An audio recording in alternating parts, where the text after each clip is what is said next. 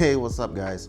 I've been toying around with a video I wanted to do for a while. There's some things that I do as an A1 that helps me build the show a lot quicker on show site. Sometimes it can take some time. You don't know what A2 that you might get, or you don't know what audio assist or stagehands that you might get. Also, it also helps for the shop, or if you have a systems engineer. What I'm gonna show you guys is how I stay organized on show site, and that I can just give it to my team that's gonna help me build the show, physically build the show, so that they can understand where I'm coming from. If they have any questions, they can reference it, or if we have any kind of issues, then we can go back and see detail by detail exactly where the issue fell.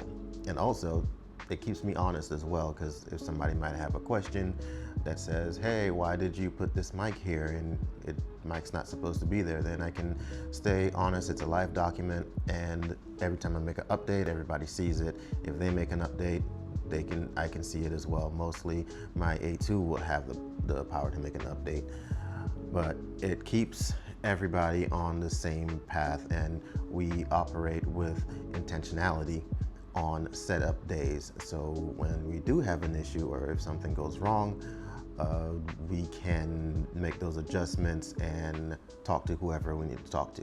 All right, so let's go ahead and get into it. I'll do my sound vision and I will draw it all up. I will have as much detail as I possibly can where things go and what the show should ultimately look like. Then I will dump it down into this Excel file that I've built based off of a few other A1s that I have referenced and worked under, whether I be an A2 or a system sec. So I will take a screenshot of everything, what it's supposed to be, what it's supposed to look like, where speakers are supposed to go. And then over here, I have a gear list that will tell you what gear is actually coming to the show. I'll have the show name up here. Then I would have the speakers that we're supposed to get, the amp racks that we're supposed to get, and any information that I have. If I'm the one that's building the everything audio, then I will have everything here that I need. If it's a show where sometimes you may know what's coming, you may not know what's coming, then some of this will be blank. But either way, the main items should be here. Over here, I'll have my patch list on where I want things patched. For example, my podium left and right will go into input 1 on the Rio, whatever Rio I would have named, and it will go into that Rio that will then go into whichever Dante channels I want it to go to. If it needs 48 phantom power, 48 volt, then this will be checked off. And usually I try my best to have on their input device, have the name of the device. So this particular one, I'm using MX418s. Sometimes it might be MX412s or Earthworks or whatever podium mic that's available. Then I would have my wireless. I would have a couple spear channels, and then I'll have my graphics, playback, VOGs, music from QLab, music, just house regular music, and this VOG is usually coming from QLab as well. And over here, I would have the device ID. When you're looking at Dante controller, then you can see what device ID and what input goes to where. Over here, on this side, I would have my outputs on which outputs I'm using. So for example, my fullback will come out of output 3 on this specific Rio, and it's gonna be passing through an LA8, and that's an amplifier. I know that's an amplifier. Most of my audio team will know that's an amplifier. My house left send, my house right send will be going to these specific amplifiers as well through whichever AES channel coming from my particular reel that I want it to do. So usually I will have the reel ID. Not every time I will have the location. The reel ID will definitely be there so you know exactly which reel that we're talking about or what device that it's going to. And so this particular show, I had two reels. I had a 3224 and a 1608. One, the 1608, lived in Video Village. And so I know reel 3, 1608, lives in Video Village, and these are my outputs where I want things to go. Then over here, I would have a PA patch list.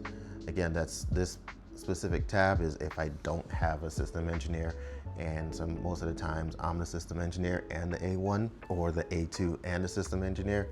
So then I can show how things are going to be configured. This particular one, I had the top two set at 110 degrees. So the top two cars will be set at 110 degrees, but then the bottom three was set at 90 degrees. I'm sorry, that is totally flip-flop. This is set at 90 degrees. This was set at 110, which would be a lot wider. And then also, I think some of them were set to come off the walls. So it will tell you what amp it's going to, the amp ID, amp channels, the output channels, and then what input it's going to be, what's feeding that amp, and that will be for everything all the way down that all the output speakers. I will also have notes. This particular configuration, I love doing end fire. I'm sorry for some of you who don't like it, or who, either way, if you want to have a gripe argument about it, have it later. So I will have my notes about it here on where things are going to go and how I want it positioned. Like these particular Kivas, I had a head table set up kind of like in a stadium setting. So I had information about how I want it and then what we can put it on. This is a Cadillac, we call it. It's pretty much a big case. It sits on top of a big case and facing them backwards. Essentially, I'm using it as a monitor for them.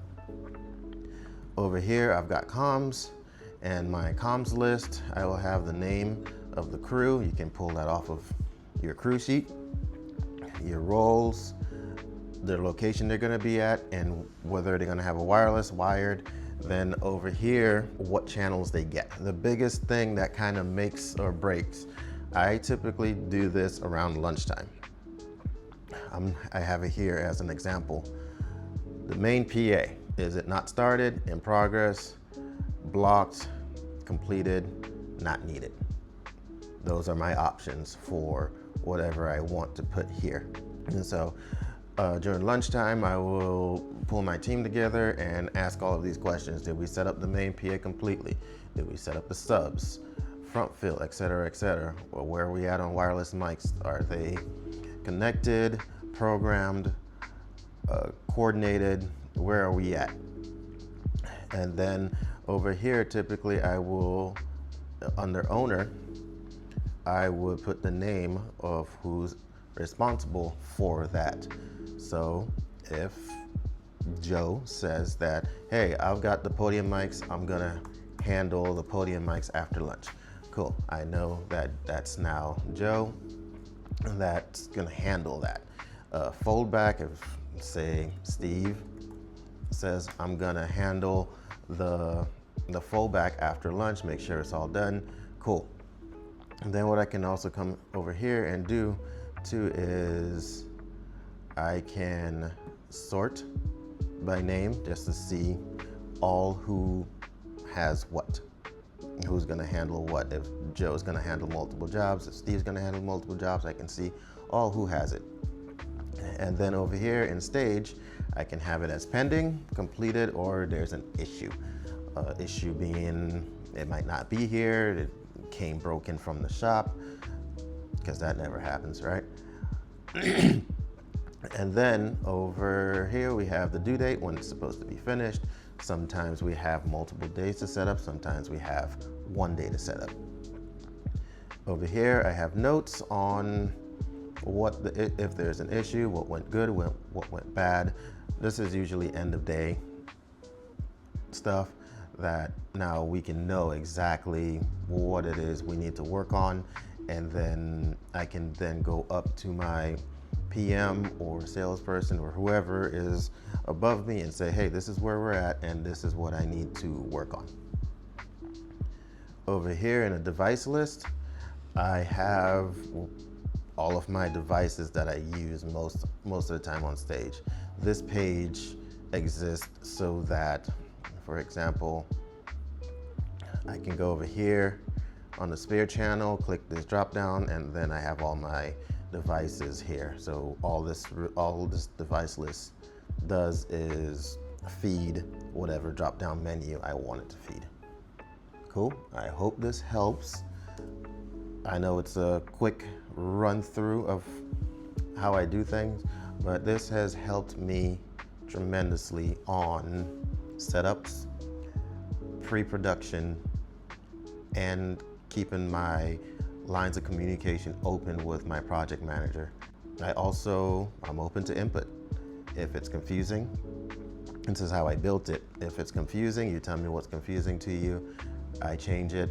So far, all of my A2s and audio assists have been super excited about it, and they have stolen it for themselves, which I am welcoming anybody who wants it. You can have it. There's no problem. If it helps your workflow, great. It's right here for you. Cool.